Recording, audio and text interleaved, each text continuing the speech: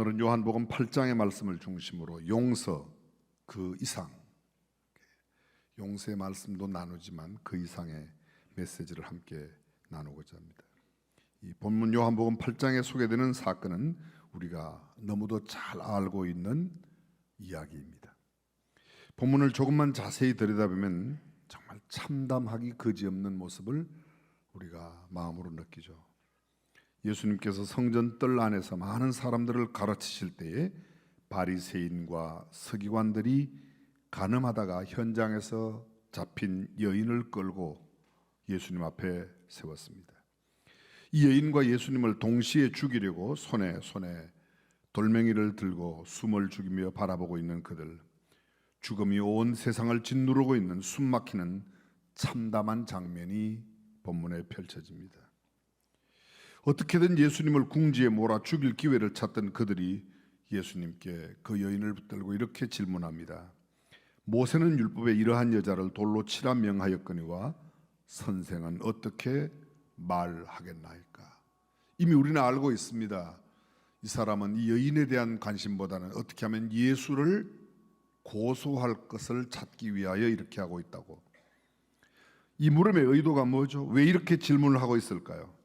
모세의 율법에 의하면 이런 여자를 현장에서 붙들면 돌로 쳐 죽이게 되어 있지만 로마법에는 그런 법이 없기 때문에 치라고 하면 로마법에, 치지 말라고 하면 율법에, 진퇴양난의 양면에 문제가 생겼습니다. 또한 사람을 가르치는 하나님의 아들의 신분에도 어긋나는 일이죠. 죄인을 치라고 말한다면. 그러니 만약 예수님께서 돌을 던지지 말고 여인을 용서하라고 말씀하면 레위기 20장 10절 말씀인 간음하는 자는 돌로 쳐 죽이라고 되어 있는 율법을 어기게 되고 현행범에 대해서 예수님을 합법적으로 처벌할 수 있는 근거를 충분히 그들이 가질 수 있기 때문입니다. 돌로 치라고 대답하면 로마법에는 그러한 법이 없을 뿐만 아니라 혹시 있다고 해도 로마법은 반드시 재판을 거쳐야만 하는데 칠까요 말까요를 묻고 있습니다. 사람들이 예수님께서 치라고 말할 때 얼마나 실망을 할까요? 늘 사랑을 외치던 분이 어떻게 그렇게 여인을 돌로 치라고 할 수 있겠는가? 아마 그래서 사람들로부터 등을 돌림받게 된다면 그들이 무난히 예수님을 처리할 수 있다고 생각했는지도 모르겠습니다.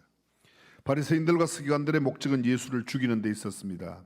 이러한 진퇴양난의 상황 속에서 예수님의 행동은 참으로 기이했습니다. 이미 우리가 알고 있는 대로 그는 우선 몸을 굽혀 땅바닥에 손가락으로 무엇인가를 쓰셨습니다. 그런 후에 이야기합니다. 다시 일어나서 너희 중에 죄 없는 자가 먼저 돌로 치라. 돌로 칠까요 말까요? 치라 마라가 아니라 죄 없는 자가 돌로 치라고 말씀하십니다. 예수님을 사지로 몰아넣을 질문을 던지고 의기양양했던 사람들이 그 자리에서 그만 얼어붙고 말았습니다. 급기야는 예수님과 여인만 남겨놓고 모두가 다 젊은이로부터 나이 든 사람까지 그 자리를 떠났습니다. 예수님의 말씀에서 하나님의 권위를 느껴 두려움도 생겼을 뿐만 아니라 양심의 가책을 받아 견딜 수가 없었던 것이었습니다. 모든 사람이 떠나자 예수님께서 그 여자에게 말합니다. 여자여, 너를 고발하던 그들이 어디 있느냐? 라고 말씀합니다. 여인이 아무도 없다고 대답했습니다. 예수님은 나도 너를 정죄하지 아니한다라고 말씀하십니다. 이러한 내용을 바탕으로 우리가 믿고 우리가 사랑하고 우리가 세상을 향해 전해야 할 예수님이 어떤 분인가에 대해 오늘 성경은 아주 선명하게 보여주고 있습니다. 예수님은 어떤 분입니까? 어떠한 죄를 지었더라도 율법에 의하여 돌로 쳐 죽임을 당할 수밖에 없는 그런 사람이라 할지라도 예수님은 용서하고 사랑해 주시는 분이십니다. 성경의 가장 중요한 가치가 무엇일까요? 사랑입니다. 십자가의 가장 큰 의미가 무엇일까요? 어떤 죄도 용서한다는 겁니다.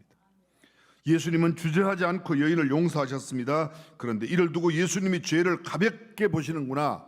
아닙니다. 가볍게 보아서가 아니라 예수님은 죄를 매우 엄중하게 보시지만 그러나 어떤 큰 죄인이라도 주님 앞에 나오면 용서받을 줄로 믿습니다. 왜냐하면 하나님이신 예수님은 반드시 행한 대로 심판하시는 분이라 심판하시지만 하나님의 사랑은 그 어떤 죄인도 다 용서하십니다. 늘 말씀드리지만 하나님의 사랑은 그 누구도 다 용서하십니다. 하나님의 공의는 그 어떤 사람도 조그마한 범죄에도 결코 용납하실 수 없습니다. 그런데 이 두 가지를 함께 충족시키기 위하여 예수 그리스도를 이 땅에 보내어 어떤 죄값도 다 죄의 삭선 사망인 까닭에 십자가에 대신 죽게 하시고 반면에 어떤 죄인도 사랑하시는 사랑을 동시에 나타내셨습니다. 이 공의와 사랑을 동시에 만족시킨다는 단어가 뭐라고 그랬죠? 그게 화목입니다. 화목이라는 단어는 바로 그런 뜻입니다. 성경은 이렇게 말합니다. 나 여호와는 심장을 살피며 폐부를 시험하고 각각 그의 행위와 그의 행실대로 보응한다. 결코 하나님의 공의 앞에 나만할 죄인이 없습니다. 그렇다면 이렇게 불의에 대해 죄에 대하여 반드시 심판하시는 공의의 하나님이신 예수님께서 어찌 가나마다 현장에서 붙잡힌 여인은 조금도 주저함 없이 용서하셨는가? 이 말씀은 곧 있을 십자가의 대속적 죽음의 예표를 미리 보여주시는 것이다, 그런 말입니다. 예수님이 여인을 용서하면서 나도 너를 정죄하지 아니한다라는 말씀은 며칠 후면 있을 예수님 당신의 죽음의 십자가, 그것을 생각하면 충분히 이해가 됩니다. 예수님의 십자가는 어떤 죄도, 어떤 무겁고 어떤 큰 죄도 모두 다 용서할 수 있다고 믿으시면 아멘 합시다. 그렇습니다. 우리는 이 십자가의 은혜 때문에 오늘도 마음 평안하게 살 수 있습니다. 그래서 예수님 말씀하십니다. 딸아, 이제 안심하라. 내가 너를 사랑하여 용서한단다 라는 말씀입니다. 물론 이 여인은 그 순간에도 예수님의 말씀에 담긴 의미를 완전히 이해하지 못했을는지 모르지만 적어도 예수님이 자신을 용서한다는 그 말의 의미만큼은 무엇인지 알았을 겁니다. 예수님이 골고다 언덕에서 십자가에 못 박혀 피를 흘리고 있었을 때에, 그리고 얼마 후 오순절에 성령이 임한 후 예수님께서 자신의 죄를 용서하기 위해 십자가를 지셨다는 사실을 이 여인이 깨닫게 됐을 때 아마 이 여인은 말할 수 없는 통곡으로 그날 주님의 그 사랑을 깊이 체험했을 겁니다. 여인의 죄를 위해 십자가에서 생명을 주신 예수님께서는 지금도 우리에게 모든 죄와 허물을 다 자신의 피로 용서해 주겠다고 말씀하고 계신 줄로 믿습니다. 우리는 이러한 사랑 안에 영원토록 거하게 되었습니다. 그러므로 나를 위해 기꺼이 생명을 주신 예수님의 손을 붙잡고 그를 그리스도로 주님으로 고백하고 믿고 살아가는 성도, 그래야 과거를 용서하고 삶의 진정한 의미와 행복을 누리며 영원한 생명을 얻은 사람답게 살아갈 수 있다는 겁니다. 두 번째 의미가 있습니다. 한없이 우리를 믿으시며 내 편이 되어주시는 분이 우리 주님이십니다. 첫 번째가 뭐라고요? 끝없는 용서와 사랑의 예수님. 그리고 그분께서 끝까지 우리와 함께 하시며 우리 곁에 계십니다. 우리는 이미 알고 있습니다. 그날 죽임을 당할 수밖에 없는 그 여인이 예수님 곁에 있었습니다. 그를 죽이겠다고 다가왔던 바리새인과 서기관들, 그들 모두는 다 예수님 곁을 떠났습니다. 누가 예수님 가까이 있는가? 나는 성경을 많이 하는 바리새인이요, 나는 성경을 연구하는 서기관이요? 아닙니다. 오늘날로 말씀드려 볼까요? 나는 목사야. 그렇다고 주님이 꼭 그와 함께 하는 게 아니라는 거예요. 어쩌면 죄인으로 돌에 맞아 죽을 수밖에 없는 그런 형편없는 그 여인이 결국은 주님 곁에 마지막 남아있다는 사실을 기억해야 합니다. 우리는 이것이 얼마나 어려운 일인가 너무나도 잘 알고 있습니다. 우리가 그동안 얼마나 많은 잘못과 회개를 반복해 왔는지, 이처럼 우리가 죄지음과 용서를 구하는 것을 반복하는 이유가 무엇입니까? 그 이유는 우리의 육체가 죄의 유혹을 단호하게 이길 만큼 거룩하지 못합니다. 우리는 무한한 연약성을 갖고 있고 죄에 빠지기 쉽고 죄를 짓기에 아주 익숙한 쉬운 그런 한계를 갖고 있습니다. 하지만 예수님께서는 여인을 용서하시고 다시는 죄를 범하지 말라고 당부하시며 그녀를 믿고 돌려보내셨습니다. 이와 같이 예수님은 우리의 연약함을 알면서도 또 다시 죄로 돌아갈 수 있을 것이라는 것을 알면서도 믿어주시는 분이에요. 그래서 만용으로 함부로 생각하면 안 되지만 적어도 주님이 우리를 끝까지 용서하시는 그 용서를 믿고 주님 앞에 담대히 나아가는 저와 여러분들이 되어야 할 줄로 믿습니다. 정리를 해볼까요? 너희 중에 죄 없는 자가 먼저 돌로 치라. 예수님을 시험하여 올무에 넣으려는 그들에게 돌로 치라 혹은 치지 말라고 하시지 않고 너희 중에 죄 없는 자가 먼저 돌로 치라고 말합니다. 이 말씀 속에 무엇이 있습니까? 모든 사람이 다 죄인이라는 거예요. 죄 없는 자가 돌로 쳐라. 아무도 칠 수 있는 사람이 없다는 겁니다. 그래서 우리가 남을 정죄할 수 없는 것은 우리가 죄인이라는 사실을 깨닫는 거예요. 예수님은 인간의 중심을 다 꿰뚫어 보시고 모르시는 것이 없는 분이십니다. 그러므로 돌을 들고 치려고 하는 그 무리들도 겉으로는 의로운 체하고 나는 율법을 많이 알고 나는 율법 교사요 율법을 전공한 사람이고 하나님의 말씀을 누구보다 잘 아는 사람이라고 할지 모르지만 하나님 보시기에는 그도 역시 죄인이라는 사실입니다. 그렇습니다. 그 여자와 같은 죄를 지었거나 죄 지을 가능성을 가지고 있는 죄인인 것을 아셨던 주님, 그래서 그분 예수님께서 그 여인을 끌고 온 바리새인과 서기관들의 죄를 드러나게 하십니다. 사람들이 그렇게 말합니다. 예수님께서 땅바닥에 쓰셨는데 무엇을 쓰셨을까? 저도 모르겠습니다. 근데 저는 두 가지 가능성이 있다고 생각해요. 하나는 어쩌면 지금 고소하고 고발하고 있는 그 바리새인 서기관들의 죄를 기록하지 않으셨을까? 아니면 무언지 모르지만 그들이 적어도 양심의 가책을 받아 더 이상 돌을 던지라고 할 수 없을 만큼 깨우침을 주시는 그런 내용을 쓰셨을 겁니다. 무슨 내용인지 몰라도 상관없습니다. 어쨌든 그 쓰신 내용, 그리고 너희 가운데 죄 없는 자가 치라고 말하셨을 때 그들 모두가 다 떠나가는 것을 보면 적어도 예수님의 말씀 속에는 무언가 굉장한 의미 있는 그 말씀이 있었다는 겁니다. 성경은 이렇게 말합니다. 글을 쓰셨는데 그것을 다 듣고 그들이 돌아갔다고 이야기하고 있습니다.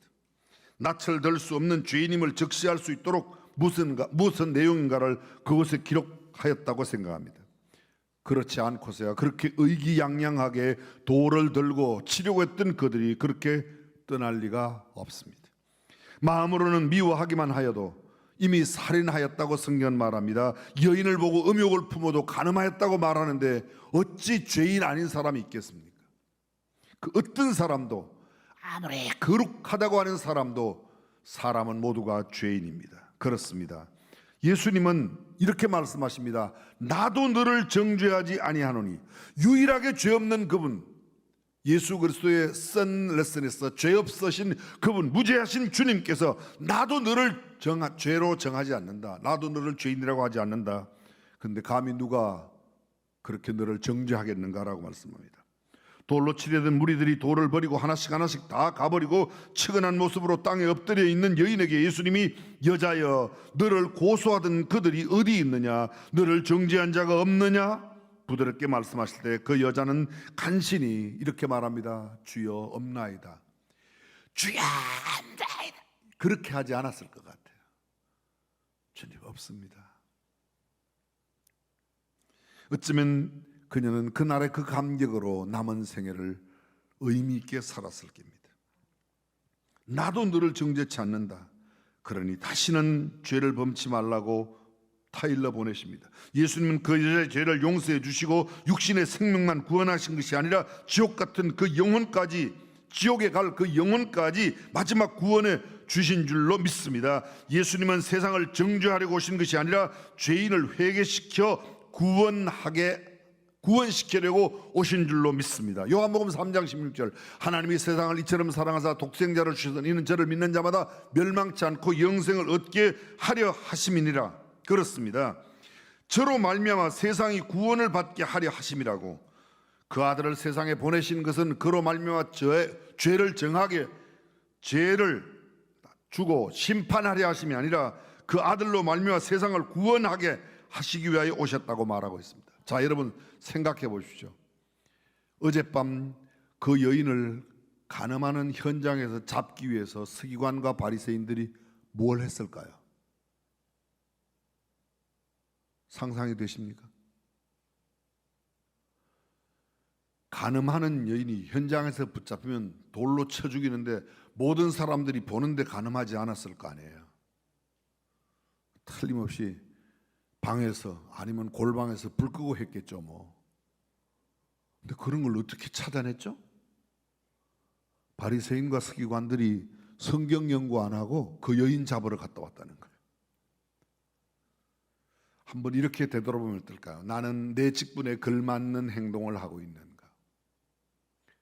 바리새인 서기관, 요새로 말하면 신학교 교수입니다. 율법학자입니다.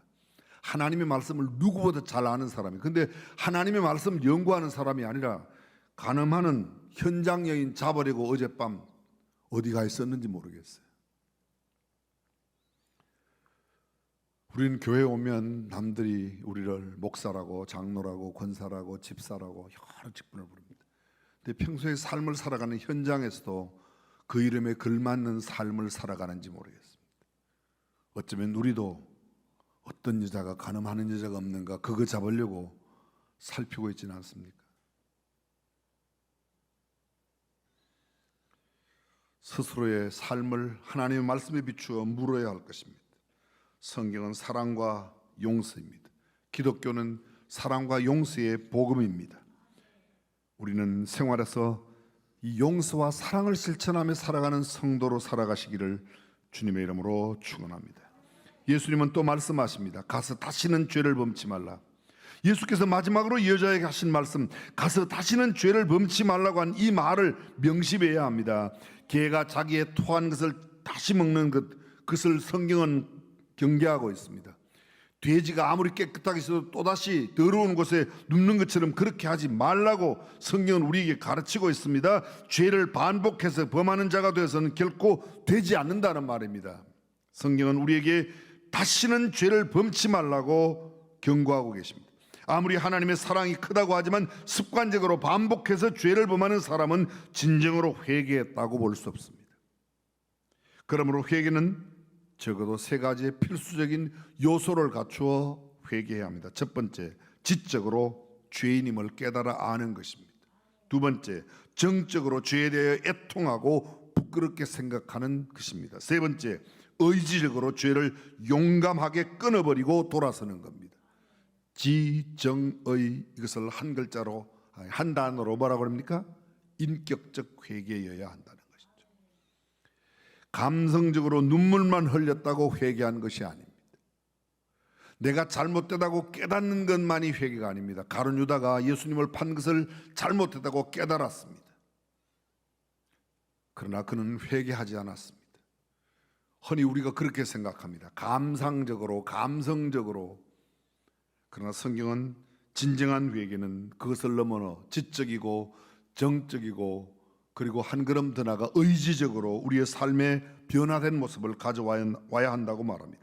예수께서 이 가늠하다가 붙잡혀온 여자를 용서해 주셨지만 그 죄를 좋게 보신 것은 결코 아닙니다. 죄는 가증한 것입니다. 그래서 다시는 가서 죄를 범치 말라고, 만약 죄를 가볍게 보신다면 너는 죄 지을 수밖에 없으니까 계속 죄를 지으며 살아라, 그렇게 했을 거예요. 근데 그렇게 하지 않았습니다. 죄는 매우 무서운 것입니다. 사랑하는 성도 여러분, 예수님의 말씀처럼 어떻게 해야 우리를 향한 예수님의 믿음에 부합하는 삶을 살 수 있을까요? 죄가 너희를 주장하지 못하리니 이는 너희가 법 아래 있지 아니하고 은혜 아래 있음이라. 그런즉 어찌하리요? 우리가 법 아래 있지 아니하고 은혜 아래 있으니 죄를 지으려 그럴 수 없느니라. 로마서는 우리에게 말합니다. 성경은 우리가 예수님의 십자가의 은혜를 붙들면 다시는 죄를 지을 수 없다고, 죄 짓는 곳으로 돌아갈 수 없다고 말합니다. 죄를 또 짓는 것은 그렇게 하지 않기 때문입니다. 그 엄청난 사실을 마음에 인정하고 온전히 받아들이는 사람, 죄 짓는 생활로 쉽게 돌아가지 않습니다. 죄가 얼마나 무서운지를 아는 사람은 그곳에 가지 않습니다. 계속해서 죄를 자행하는 사람은 죄의 무서움을 결코 모르는 사람이기 때문에 그렇습니다. 예수님의 사랑, 십자가의 은혜를 붙잡고 나를 한없이 믿어주시는 예수님의 믿음에 보답하는 삶을 살아가는 저와 여러분이 되시기를 주님의 이름으로 축원합니다. 그리하면 세상의 죄와 싸워 이길 것이고 방황하고 실족하는 삶을 살지 살지 않게 될 것이고 한없이 나를 믿어주시는 하나님의 마음을 흡족하게 하는 거룩한 백성이 되어 하나님을 기쁘시게 하며 사람에게 칭찬받는 성도로 살아가는 그러한 독실한 진실한 그리스도인이 될 줄로 믿습니다. 혹시 지나간 천국 가신 분이지만 여러분이 아실 겁니다. CCC를 우리나라에 처음 도입해서 활동을 펼쳤던 김준곤 목사님, 대학생 캠퍼스 크루세이드 그 CCC 운동을 하셨던 김준곤 목사님, 그분이 아주 유명한 설교가 있습니다. 여러분도 혹시 기억나실지 모르겠습니다. 백문일답이라는 겁니다. 백문일답. 문제가 100개라도 답은 하나다. 그리고 그 일답은 예수 그리스도라고. 그렇습니다. 인생의 행복, 국가와 사회, 정치와 통일, 세계 평화 등 수많은 질문에 대답은 하나, 예수 외에 없다는 것. 한없이 나를 믿어주시며 내 편에 되어주시는 예수님께 저와 여러분의 삶을 맡기시길 바랍니다. 그래야만 세상이 아무리 악하고 음란해져도 우리는 승리할 수 있습니다. 무엇보다 하나님이 주신 아름다운 세상에서 감사와 행복이 넘치는 삶을 살 수 있는 줄로 믿습니다. 성경은 이렇게 말합니다. 너희 가운데 죄 없는 자가 먼저 이 여자에게 돌을 던져 치라고 말합니다. 예수님의 이 한마디 말씀이 어둠을 뚫고 모든 사람들의 죽은 양심을 흔들어 깨우는 빛의 역할을 합니다. 제가 오늘 설교 제목을 이렇게 정했습니다. 용서 그 이상. 예수님은 단순히 우리의 죄를 용서하는 것 정도가 아니라 예수님은 빛이라는 말입니다. 요한복음 8장 12절 이하 계속되고 있는 59절까지의 말씀이 어떤 내용인가 하면 내가 참 생명의 빛이다. 세상은 어두운 세상입니다. 오늘 본문의 장면이 너무도 암담합니다. 너무도 어둡습니다. 예수님께 끌려온 그 여인의 모습이 지금 돌을 던지며 죽이려고 하는 예수님을 고소하는 그들의 모습이 너무도 캄캄합니다. 근데 절대로 주님이 함께하는 한 어두움이 없는 줄로 믿습니다. 우리의 세상의 의로, 우리의 말로, 우리의 행동으로, 우리의 무슨 의로 절대로 우리는 이겨낼 수 없습니다. 그러나 주님이 우리와 함께 하시면 어두움은 물러가고 참된 빛이 우리와 함께 하는 줄로 믿습니다. 오늘 여기 잡혀온 여인의 이야기는 단순한 여인의 용서에 관한 이야기를 넘어서서 그 다음 말씀 12절 이하에 나옵니다. 생명의 빛이시오, 죄의 종로로 사는 인생들을 구원해 주시는 해방자요, 죽은 자들에게 영원한 생명을 주시는 그분이 바로 우리 주님이라고 증거하십니다. 예수님께서 여기에 운집해 있는 사람들을 향하여 내가 곧 생명의 빛이니 나를 따르는 자는 결코 어두움 속에 다니지 않고, 지금 내가 아무리 어두운 가운데 있어 언제 돌이 날아와 내 생명을 앗아갈지 모르는 가운데라도 주님이 우리와 함께 하시면 얼마든지 우리는 빛에 거하게 될 줄로 믿습니다. 내 의지로 내 노력으로는 밝은 빛에 거할 수가 없어요. 그래서 주님이 필요합니다. 예수님께서는 사람을 죽이려고 돌을 들고 서 있는 이 장면을 어두움으로 표현하십니다. 어두움이 덮여있는 세상으로 보시고 있으며, 그리고 자신이 세상의 빛, 생명의 빛이라고 말씀합니다. 죄를 짓고 끌려와 죽음을 기다리는 여인 자신들도 이 여자에게 돌을 던질 수 없는 죄인임을 알지 못한 채 온통 독선에 빠진 인간들의 득세한 그 모습, 온통 죽음을 부르는 세력들이 가득한 이 세상, 예수님은 어두움이요 밤으로 간주했습니다. 그렇습니다. 세상은 캄캄합니다. 우리가 살고 있는 세상이 항상 어둡다고 생각하면 거의 틀림없습니다. 그런데 이 어두움의 세상을 이길 수 있는 길은 생명의 빛 대신 주님과 함께 살 때 어두운 세상을 이길 수 있는 줄로 믿습니다. 예수님 마지막 만찬석상에서 그가 주신 떡 조각을 받아먹고 그의 선생을 배반하여 팔려고 나갔을 때 성경은 이렇게 말합니다. 가룟유다가 나갔던 그 상황을 밤이라고 말합니다. 시간적인 밤이라서 밤이기도 하지만 죄악의 밤이 그에게 너무도 깊었던 겁니다. 모든 사람이 죽음에 갇혀 있습니다. 어두움에 묻혀 있습니다. 예수님께서는 이들을 향하여 내가 곧 세상의 빛이라고 말씀합니다. 사랑하는 성도 여러분, 어두운 세상, 칠흑 같은 세상, 범죄가 들끓는 이 세상 속에서 참 빛 되시는 우리 주님과 함께 살아가는 저와 여러분이 되시기를 주님의 이름으로 축원합니다. 요한복음의 처음 1장에 나오는 말씀 기억하실 겁니다. 참 빛, 곧 세상에 비치는 빛이 오셨다고, 그분이 우리 주님이라고 말씀하고 계십니다. 빛 대신 주님 안에 늘 주님과 함께 동거하고 동행하는 우리 중앙 성도들이 모두 되시기를 주님의 이름으로 축원합니다.